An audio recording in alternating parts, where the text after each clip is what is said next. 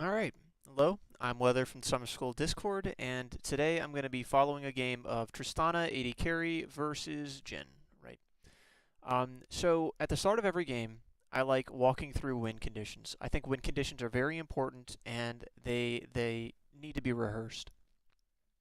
So, for example, you know generally whenever you have a better team comp, you know whenever you have a better team fight, but what happens whenever you do? What happens whenever the enemy does? How do you play against it, and what should you be trying to focus, what, get ahead, what you should be rotating to, what kind of plays you need to set up for? It's really important to have a plan.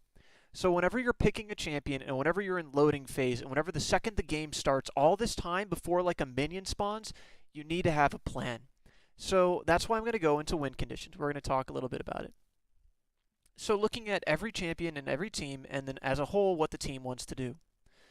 So Camille is a very strong split pusher, team fighter, and kind of just she's a great bruiser right now. It's her laning phase is solid, and she transitions really well into like kind of assassin mid and late game. So what's going to happen in this lane versus a Garen is it's probably going to favor no one super early. After they shop the first time, it might favor the Camille or it might favor the Garen. I'm not super familiar with it, but it's definitely eventually going to favor the Camille, both in a split push and in a team fight scenario.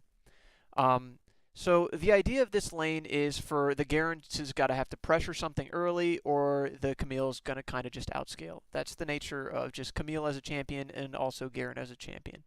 Um, so next is Olaf. So you've got interesting junglers here. You have an Olaf versus a Karthus.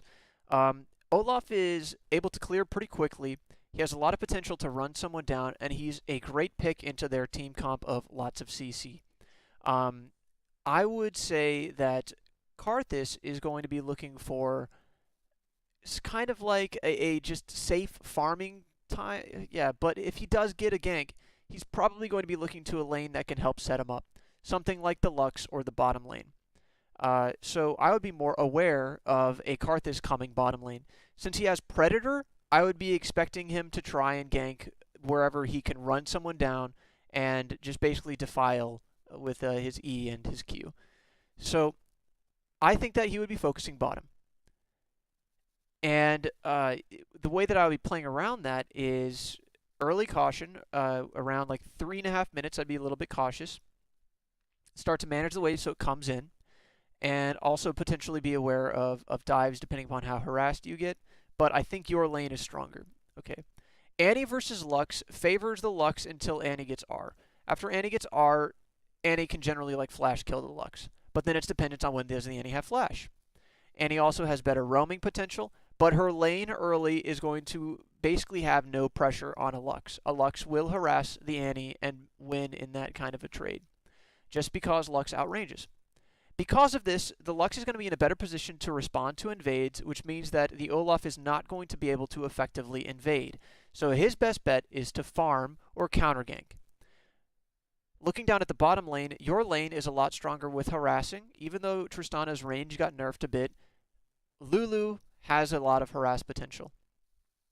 Their lane wants to all in, which you need to be very cautious of level 2 power spike and also how you deal with where the bush control. Bush control is going to be extremely important this game. If the Leona gets control of the bushes, she's going to be able to zone you out of the lot. And that's going to be based off of how early you're able to harass her down to the point that she respects you enough to know that if she goes to the minion to even Targon pop it, you're going to auto her. So, start of the game, it's really important to get out early, and I love this. Um, you go to a point that you're able to see and prevent invades. This is an excellent habit, and this is exactly what you want to do.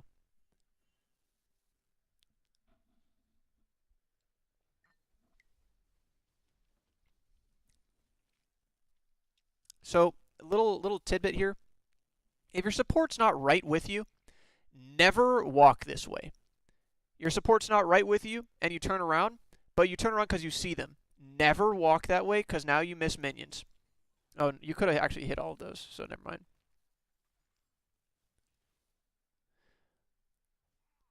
Okay, So you ended up taking that auto anyways, and this is a very awkward dance you do to avoid that auto, but you end up taking it anyways. So this level 1, I would have started by autoing the minion. Autoing a minion here would have got you all 3 of these CS, right? Great stuff. After that, you're in a position to continue autoing, so then you could look to do exactly what you did here with the bomb. Bomb and go to auto. Instead, you let this bomb go away, which is your most important early cooldown, so you put yourself in a position that you cannot effectively trade. So you know that, and you start backing away. But then you greed for this CS, I think, and you start trying to walk up to it, and you take the damage anyways and don't get the CS anyways. So there was no reason for you to go for that. Give him that auto. If you waited just a couple of seconds, this minion was going to get into last hit range, and he would have used his 4th shot to last hit it. Because you walk up, you give him chip damage. Chip damage adds up in an all-in lane to a death. You cannot give chip damage here. And you didn't lose anything that you would have... you would not have lost anything that you did not lose anyways. You lost that CS, which was fine. It's fine to lose a few CS to save some health. But considering you still lost the health, that was not worth it. If you're paying attention to level 2, you're in no position to contest level 2 anymore. So I would be backing off and pinging the Lulu off too. As soon as this minion goes down, they're level 2.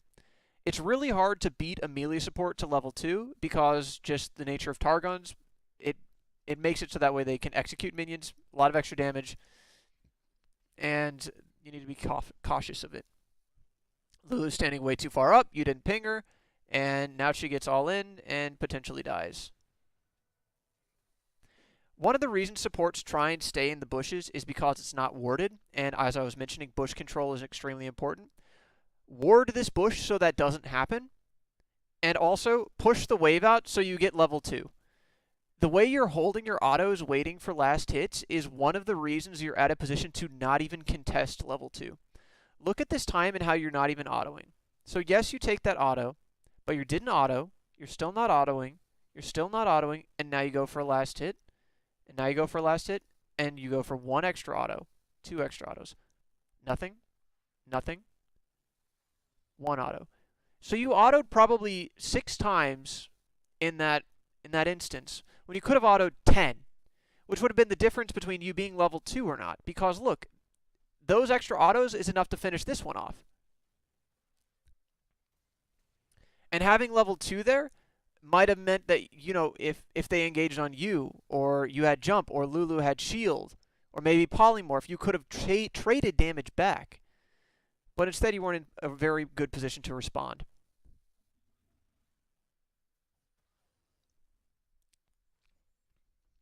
And if you're doing that, if you're not in a position to respond, be aware of it and ping your team back.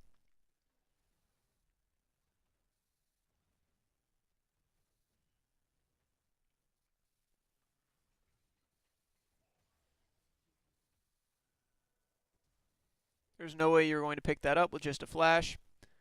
That process was very greedy by them, but it worked out.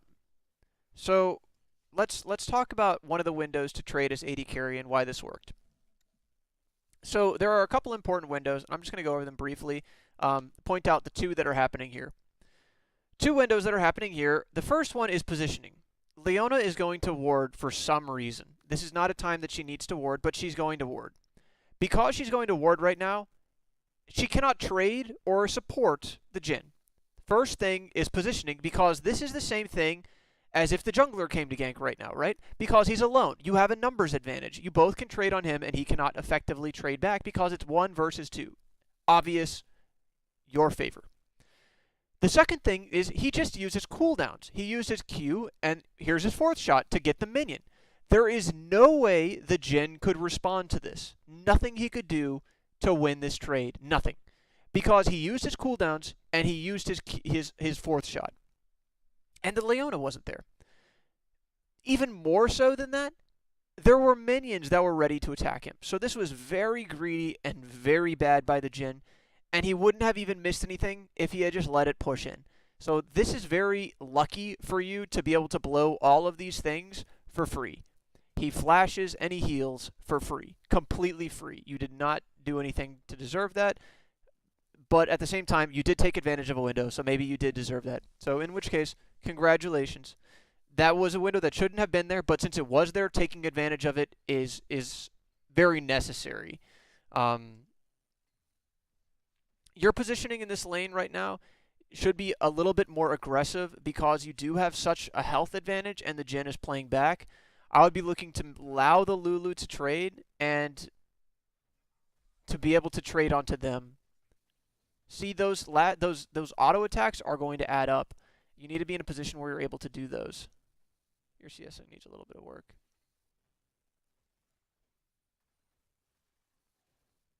I would not be bombing this wave.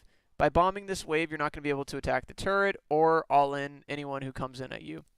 Right now would be a time I would have expected Karthus to be ganking either bottom or mid. Since he just showed up mid, you're safe. I need to just turn on your team's vision. I forgot to do this. But this time, 3.5 to 4 minutes is whenever the Karthus looks to do his first gank. 4 minutes is if you don't see him, he's probably on the other side of the map. A standard clear means he's at red, and then he goes bottom again because his camps are fucking up. So since you see him here, you're safe to do this, but you actually already have your bomb back? Okay.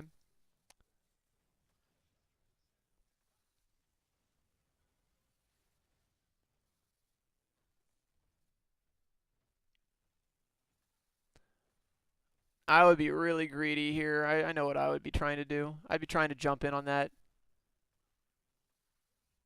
You're way more safe player than I am. That's not necessarily bad. I probably would have died for it. I very probably would have died for it. So this is okay. Oh, no. Do not buy these as your first items. Do not buy these as your first items. If you have an awkward amount of gold like this, just get a coal or get a pickaxe. Because I know your idea is to rush Static Shiv, but by getting 10% crit, that's not enough to rely on, but that is enough to miss minions. Buying early crit like this is not a good idea unless you're Yasuo. And that's because he gets twice as much crit for what he buys. But this is enough to miss minions, and it's not enough to rely on. Do not get crit items early like this. The attack speed is okay. That's okay, but don't get crit. This is going to make you lose pretty much every trade. You cannot buy that as your starting items.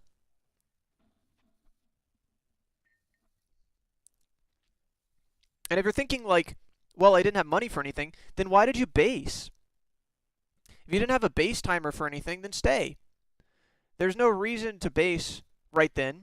You had like half life. Jhin was at like 10% life. They weren't going to engage on you. Stay.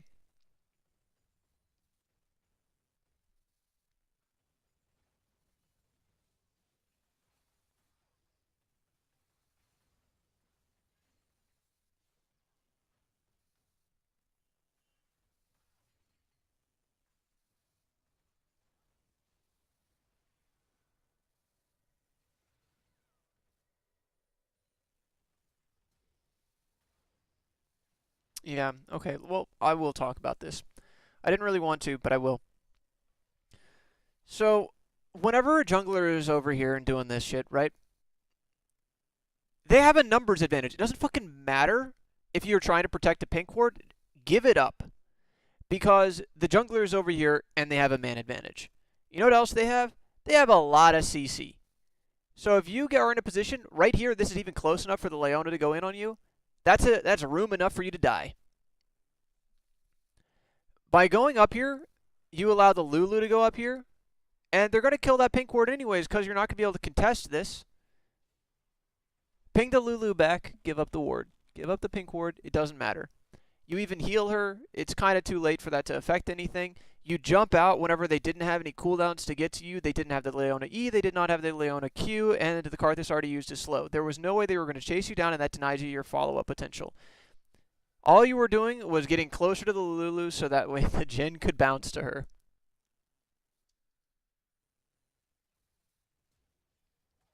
And if you had your jump, you could have followed up with that kill at least. If you had your jump, you could have gotten that kill anyways and not died earlier. Oh, geez, and do you lose turret for that? Not quite.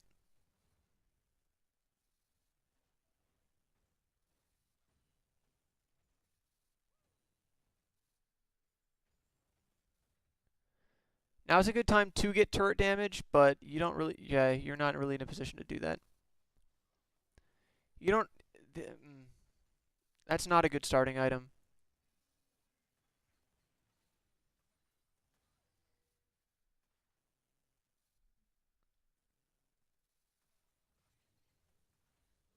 And you see how you're missing CS? And you see how you're losing all ins? That's why you don't start that item.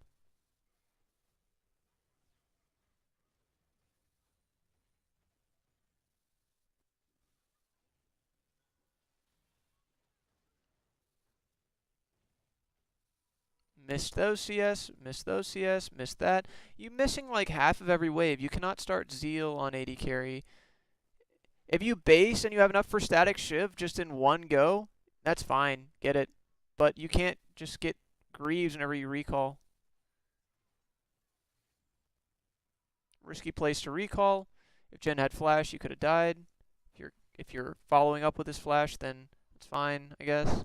You're keeping track of it. I'm not.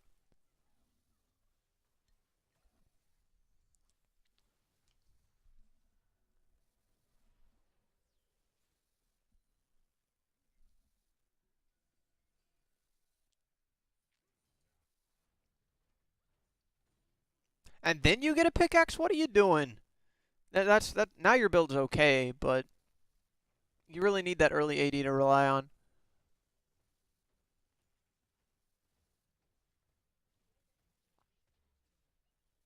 Getting first turret's really good here. So now I get to talk about rotations. So whenever you take a turret, as AD carry, it's really important to understand what you're going to do next as to extend your lead. In some games, that's going to mean that you're going to want to continue pushing bottom, right? In other games, it's going to mean you want to look for a rotation, or the other game's going to look for objective control. For example, right now, you could be doing Dragon. Now, I know this fight's going on, but this fight is kind of silly that it even happened. Their team was in a pretty bad position, and that's how this fight ended up starting. Yeah, you should essentially, yeah, you guys won that fight pretty handily. I don't know how the Lulu ended up dying, though, actually.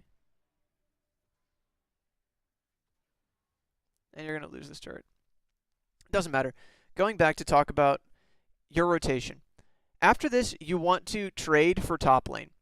Tell your team, Camille, trade me. Because next you're going to want to look for this turret. And their lane is going to kill this turret, so this is going to be gone, and the lane's going to be in a safe spot for the Camille to be right around here. Now, you can go up first and kill the Garen, and then let the Camille base and go bottom. That's good, too. But this rotation will allow you to get your next turret. Turrets are a huge objective for AD carries. As AD carry, you have the most control of turrets. If you're not taking turrets, it's largely your fault. Now, you're catching this wave, which is fine. But then after this, you don't really have a reason too much to stay. They have tons of all-in potential, and you're not going to be able to push this far with, a Karthus jungle that you don't know where he is. So what are you going to do? After this, you're just going to, maybe go mid? You're not going to be able to siege into mid unless Annie flashes on the Lux, and Annie doesn't have flash. Oh, but Lux get caught anyways. Okay. Never mind. I did not expect the Lux to do that. This is a fight you do not need to show up to. This is a waste of time. Instead, stick to the turret. This fight is already over. There's nothing you're going to really contribute to it. Olaf still died. You got to kill. And let me explain kind of why this doesn't matter. Even if Olaf died just by his lonesome and you didn't get a kill in response, that doesn't matter because kills don't fucking matter. The only thing that matters in this game is the Nexus. And how do you get to the Nexus? You get a row of turrets. So every play needs to be trying to get these turrets. And if you're thinking of oh, I could have gotten the gold and then, we would have been able to get Dragon afterwards or something like that, right? Well, yeah, that's 300 gold for a kill. This is 150 for everyone on your team, which means that you're already doing more for your team if you just took this turret than showing up and trading a kill. the only thing kills do is set you up for winning the next fight with gold, or allowing you to get the next objective uncontested. By showing up to this, you lose your window to get an objective uncontested. You just killed the Lux and were able to potentially get this objective without anyone being there. But you show up to this, which then gives their team time to show up, and then they can walk over and defend this turret. So you end up ultimately getting nothing that matters. A kill for a kill and nothing that matters.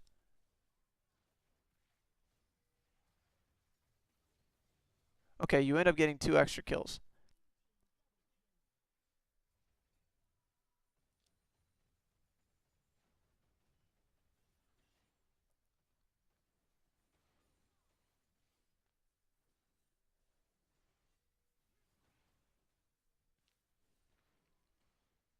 You need to stop going mid, though. Mid is where their wave clear is. You can just go top and easily take this. The Garen doesn't have wave clear. Mid is not where you need to be trying to go. Mid is the default, but it is not where you're trying to go. The reason people choose to just randomly show up mid is because it's got the most access to the most objectives, right? Well, Dragon isn't fucking here, so you don't need to be setting up for it right now. It's not... I don't actually know when it spawns, but it's not spawning for a little while. And Herald's up here, which you could still be playing to if you're trying to get this turret. And you're not going to crack this turret with the Lux spamming her E on this wave unless you flash R her with Annie. And even then, you might not be able to get it depending upon who else is here and can turn on that fight.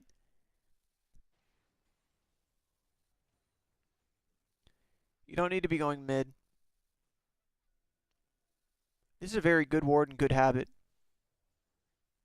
Unlucky that the Leona found it too quickly, but you don't need to be sitting off to the side here. This shows you how ineffective your siege is mid lane. And if it is this ineffective, then you need to understand why I'm telling you to go top lane. Because this is where you could siege and you could also get your kill. Camille has crowd control with her stun.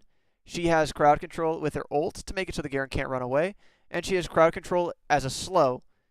That is a ton of potential to kill this guy. And you know what he's building? He's got AD. There's hardly any defensives yet, so you're going to do a good amount of damage to him. You have Infinity Edge. That's an item that you wanted. And this is where you could be.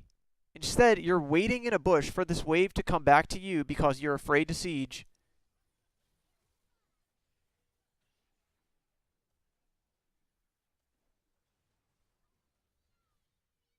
That's enough, I think. And by waiting around so much, you're giving Jhin time to free push this. And this is not really a worthwhile trade. Jhin's getting an inner, and Garen's going to be able to push top if Camille responds to that.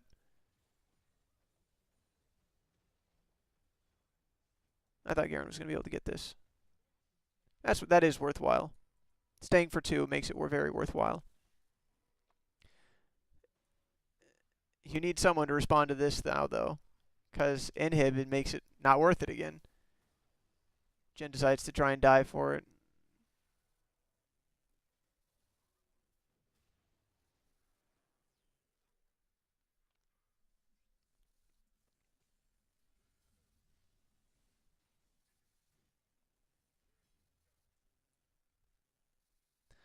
Right now, I'd be pushing out one more wave, going to get Herald, and then drop Herald mid, get your inhib.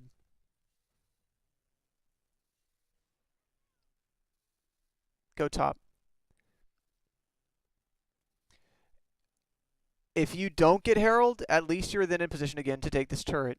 Rotating around for turrets is your job as an AD carry.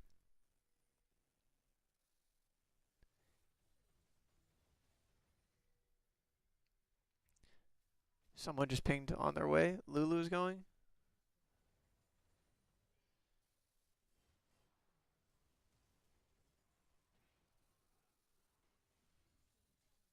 Your team missed your chance to get Herald, but that's not huge. You just need to have now better focus on Baron. You get another dragon, which shows me you do want to control objectives, just you only control the objectives on your side of the map. And the reason that you only control objectives on your side of the map is because that's the only side of the map you are ever on. You need to start looking at top lane as as soon as you take your turret, start looking at top lane. Generally, top laners have worse wave clear than mid laners, and less kill pressure too.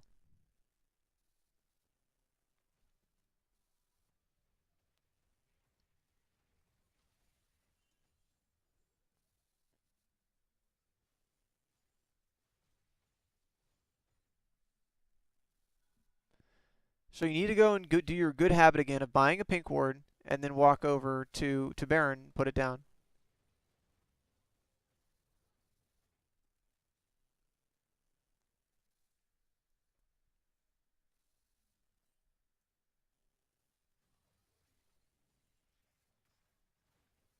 Yeah, you were half life. You were gonna lose that.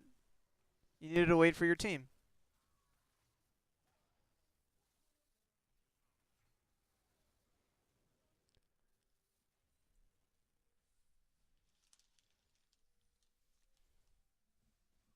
You also didn't have ult.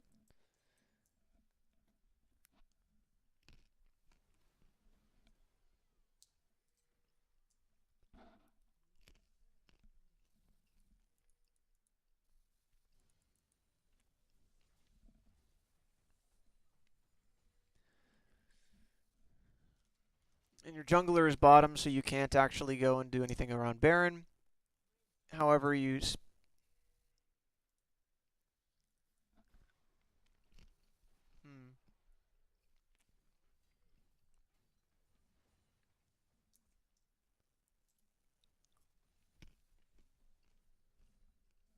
I see what you're trying to do. You're trying to prevent the Garen from taking turrets. That's good. The problem with it is because you're doing this, right, you put yourself in this role. And look how far back this goes.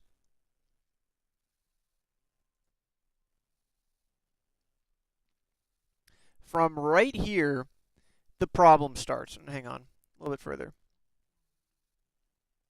And this is opportunity cost, and this is exactly what causes everything that's going to happen with where you are on the macro sense. This simple mistake of, I'm going to fight this guy, kills you. And because you die here, Olaf is now bottom lane, and Olaf now wants to create pressure. So after this, Olaf goes back bottom to push in the wave. Because Olaf goes to push in this wave, you respond top lane, because you don't know where to go. Now that you're top lane, no one needs to be anywhere else, or no one needs to be here because you're holding this wave. Because you're holding this wave, everyone else is fine with doing what they are. Do you see what Camille does? Oh, does she actually come to you? Okay, good. She finally does come. Oh, she leaves because you are holding the waves. Camille leaves, which is why you're stuck here for another wave. Do you see this whole thing happen because you were here and you died, which means that the Olaf took these waves, which caused you to go to the other lane and take these waves, which means that Camille doesn't stick around. It's an opportunity cost, and it's a kind of just cascade of mistakes because of it. You don't need to be here, but you're stuck here. Camille needs to be there, but she has no reason to be there because you're there. Type or ping assist me or something to get someone back there. Because now you're stuck there again, and you're losing these fights. And you're not in position to take objectives. Because the AD carry, the key to taking turrets, is stuck on the other side of the map, clearing waves. This is not your job. Look at what you're losing. Camille dies because you weren't over here, right? Well, more than that, she was over there because you were in her lane. And down here, you weren't in this bottom lane pushing this up, and Olaf died over here because you died down here. It's all a cascade of mistakes from one key mistake. And that's why you need to know when it's okay and when it's not okay to die. Earlier I said these didn't matter because it wouldn't have affected anything. They didn't. You didn't end up taking a turret anyways. It didn't ultimately result in anything. But this got them a turret, and potentially two, depending on what the Garen ended up doing. Depending upon also what ended up happening after that, Olaf showing bottom again, they might have even done Baron.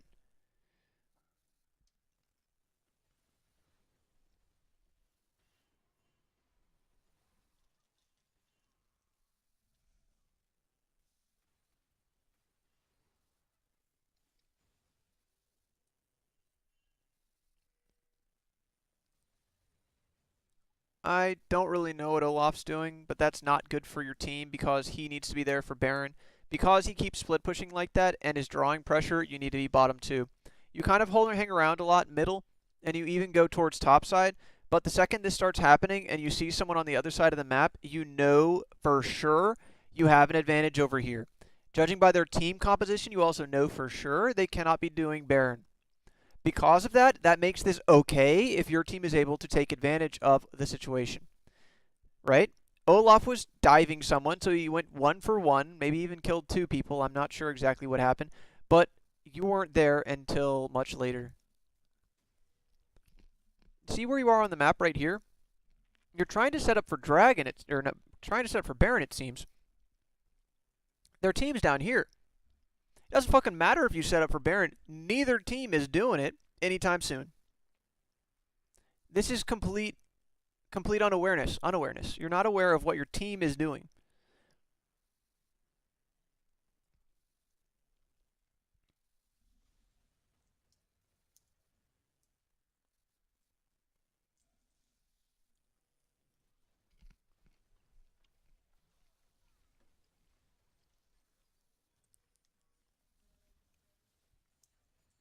Yep, and you get a turret. Makes it worth. 2. Very worth.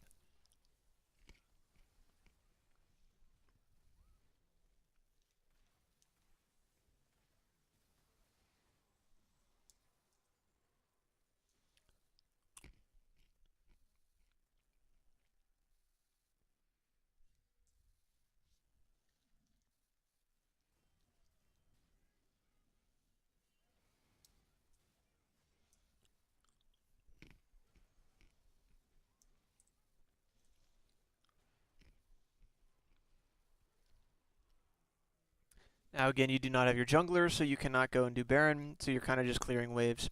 Your jungler dying like this is really unfortunate. Best way you can prevent it is by making sure you're there with him. So don't die. That's a key thing. Wave control wise, this is pretty okay. This one is now going to just not matter because they teleported down there.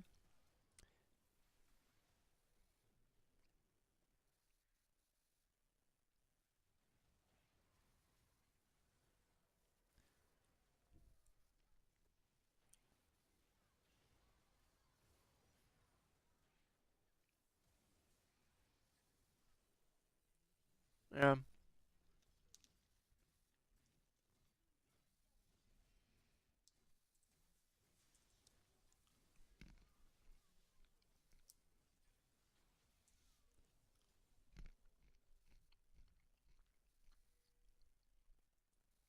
Your macro positioning needs a lot of work.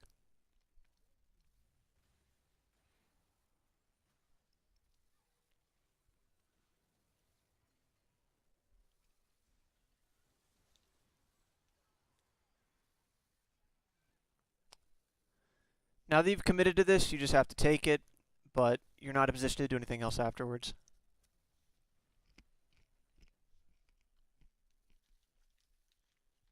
If I was the enemy, I'd kill you and do Baron, or I just do Baron.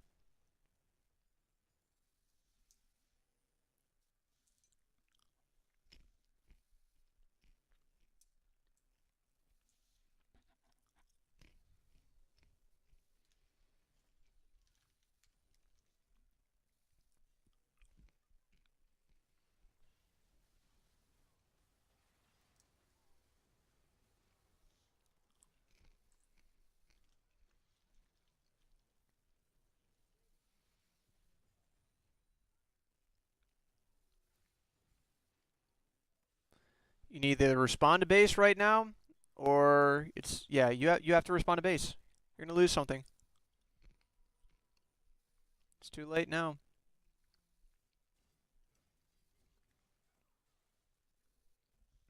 You're losing to split push because your engages are not not pulling through, right? And it's because you weren't following up with the kill.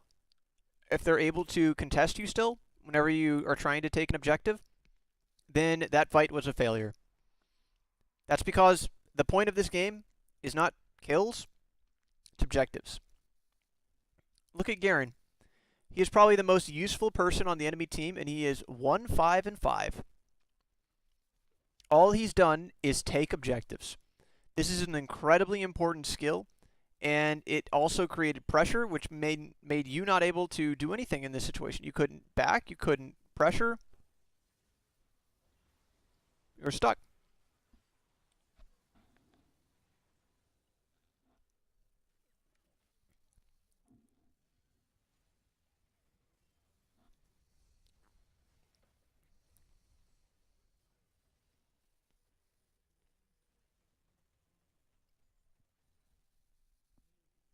Now, luckily, you're able to 1v1 him.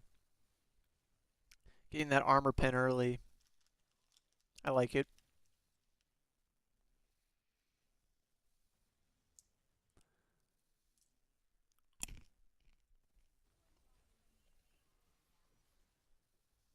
It's also unfortunate, though, that you have to be the one to stop him. Because now you don't get an inhib.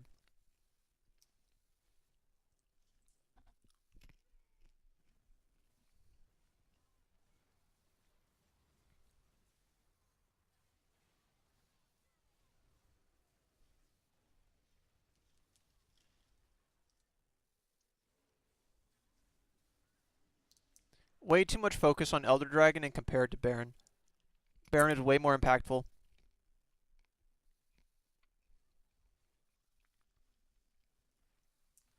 Baron shouldn't be on the map past 25 minutes.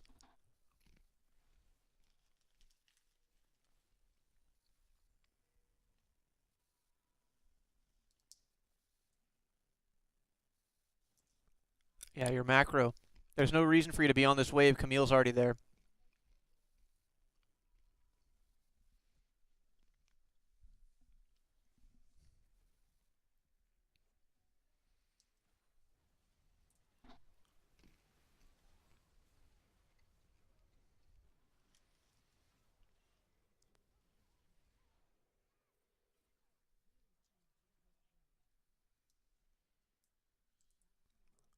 And we can chalk some of that up to positioning. Should have been able to get E'd there. And with the way this game has been going, I would strongly have suggested at some point before your second crit item, you built, what do you call it? QSS. That would have helped you a lot. Would have gotten you out of a lot of this trouble. And now all of your elders are gone. The only thing you tried to do with Elder was win a fight so you can get Baron, which you could have gotten anyway several times this game.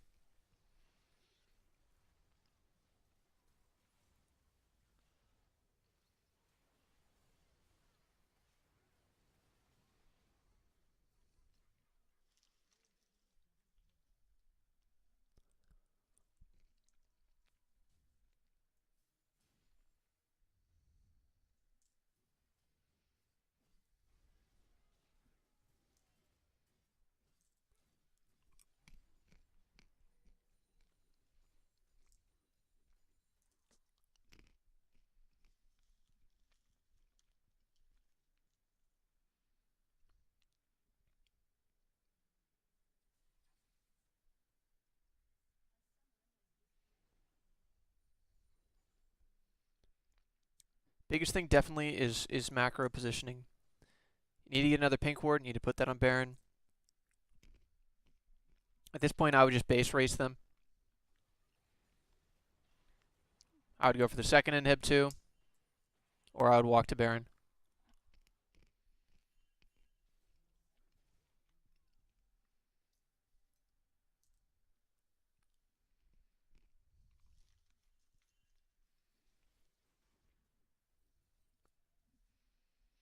Camille needs to be the one bottom. She has TP, you don't. The enemy team pings onto Baron.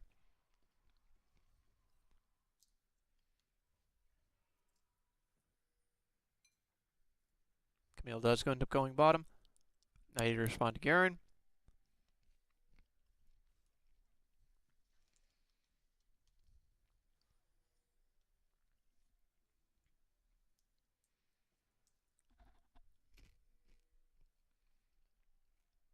No reason to just wait in bushes. You could have been clearing waves.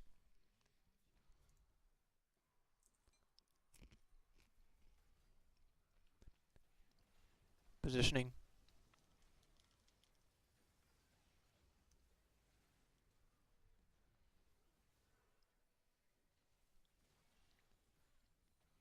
So your question might be, how should we have played this, or what could I have done this game, right?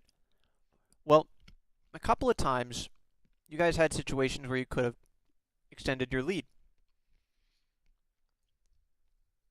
The moment you won bottom lane, if you had swapped lanes, you could have taken another turret. With the push that you ended up getting mid down to here, if you had taken Herald, you could have cracked an inhib. If you had these conditions, you then would have been able to freely choose which lane to go to. You then could have pushed in a few waves bottom and just done Baron as soon as it spawned. After you did Baron as soon as it spawned, siege down top, take the inhib, and then rotate to mid and take mid inhib. You had the perfect setup to do something like this, but instead you ended up going middle. After that, you had several other opportunities. Whenever you could have taken mid turret, but instead chose to show up to this fight, where I think you ended up picking up 3 kills, but you still weren't able to get this turret. Maybe you were able to get this turret, but the odds of any of that happening the way it did is slim. You shouldn't have been able to get anything. While you also could have just got this turret uncontested. Herald is a great tool to extend a lead. As AD carry, after you have taken all of the outers, this should be your target because this cracks inners for free. If you're able to get an inner for free, this gives you an inhibitor turret, but doesn't necessarily get you an inhib. So this is a really important resource as AD carry to start considering. You seem to not focus Baron at all. It was up for like 30-something minutes this game. Don't do that. Baron closes games. This game, your team had a lead, and the only reason you weren't able to finalize that lead was because of split pushing Garen, which was because of your macro positioning and your decision to, for starters, try and 1v1 the Jhin when you had no ult and half-life and no sums. Followed up, all of the consequences are followed up from one mistake. And then, you know what? If you had just taken this, you would have ended the game pretty much there. They have magic damage, wave clear, and a Jhin who's got 4 shots. That's it. All they can do then is engage on you. And if you have Baron and those minions are going to be attacking them and they don't get a perfect engage, you're going to win anyways. I also suggest that you definitely build differently. This game they had 2 people that were, you know, pseudo-stacking health, right? Sure. Blade of the Ruined King's okay. But ahead of that, I would have prioritized keeping yourself alive. Now, you decided to go Guardian Angel, but this game I probably would have thought about Magic Resist first, and specifically QSS. The Lux Q and the Leona damage, and also the Karthus damage, all of this shit was magic damage that was hurting you. Probably half of your death recap or more was magic damage, and you could have avoided half of that with a QSS. So if you reduced that damage or avoided that damage, you would have been able to survive fights, which means you could have taken more turrets. Early game, you decided instead of with your recall timer, instead of getting a flat AD item, to go for a crit item and the longsword or whatever the fuck it is, I don't know, dagger. And that sacrificed your lane. You could no longer win your lane at all. And you also were losing CS doing that. So you need to build better with kind of like more responsibility of keeping yourself alive, but also more pressure early. You knew what you ultimately were going to build, so you're like, this is okay. Well, there's an order for kind of a reason. You also need to understand this positioning thing that I'm talking about. Macro-wise, you don't follow your team, and you're doing kind of stupid shit sometimes. Whenever you come to verse the Jhin without ult, without sums, half-life, of course you were going to die, of course. Whenever you were going to Baron, neither team was here. this wasn't going to be an objective for a while. Of course there was nothing here, and you show up late to this then. Whenever you are doing things like this, you're asking for the game to get drawn out. You wait in bushes for something to happen. You're not a champion that waits to assassinate someone. The reason you're doing this is because you don't know where to go. And if you don't know where to go, it means you don't know how to set up slow pushes, which there are plenty of resources online to show you how to do that, or you don't know which objective to contest next. If you think that you need to contest Baron, then you're not observing the whole map, because whenever you are over here, yes, Baron is extremely important. I will emphasize that in every replay. But this Olaf wanted nothing the fuck to do with it. He just wanted to fight people. Sometimes you have to deal with that. So in order to respond to that, look at the map and what is happening. Because right there, their entire team was going to show up, and if they didn't show up to that, you're going to get an inhib anyways. And then Garen couldn't split push this lane. Didn't matter. So then you could go down the other lane he was split pushing and punish that. Your other like plays down here where you rocket jumped to safety, quote unquote, and your Lulu ended up dying. I would be more conservative with your rocket jump. That you really didn't need to use it there, and because you didn't have it later, you ended up dying. I would also be more conservative with your flash. You flashed on the Jhin, who obviously still had sums, and it was going to take more than an auto to kill him. But on the other hand, I would have probably been more aggressive with following up with this instead of recalling. You recalled with an awkward number of gold. That's the only thing I can think of for you to build those items whenever you recalled. And you had the potential to try and get something. Whether or not that meant you called your jungler, or you just stayed and farmed under the assumption that both teams would, or both lane sides would be scared to engage, you need to take better advantage of that and watch your recall timer. Recall timer, macro positioning. Your micro positioning was okay. I think that you only had problems with it like once. Conservative with your rocket jump. You need to better dodge things. You got hit by a lot of Lux stuff. You need a better CS, but a lot of that has to do with your item build. I think that you use your bomb kind of... I think you use it too much, but it's not necessarily hurting you, the nature of the way the lane went, so that's not really a problem. It just makes it so you have worse all-in potential. But if you push it to their turret and then walk away and it's up on off cooldown anyways, whenever they could engage on you, it doesn't matter. You do end up, I think you buy a couple pink wards this game, but you need to start focusing putting them around Baron. The best tool to convince people to do Baron is putting a pink ward there. Then they're like, oh, there's not a ward here. Let's do it. Be the tool that does that. You know, be the resource for your team. Let's see. If you're getting ganked by the Karthus, yeah, just ping away. If your Lulu standing too far up, ping her back. Use your pings. And if you're using coaching to improve as a player, then that means that you believe you are better than the people you are playing against. That's simply it. That's the only reason. Because if you were as good as the people you're playing with, then you'd be content there, right? If you want to be better than these people, then you want to lead them.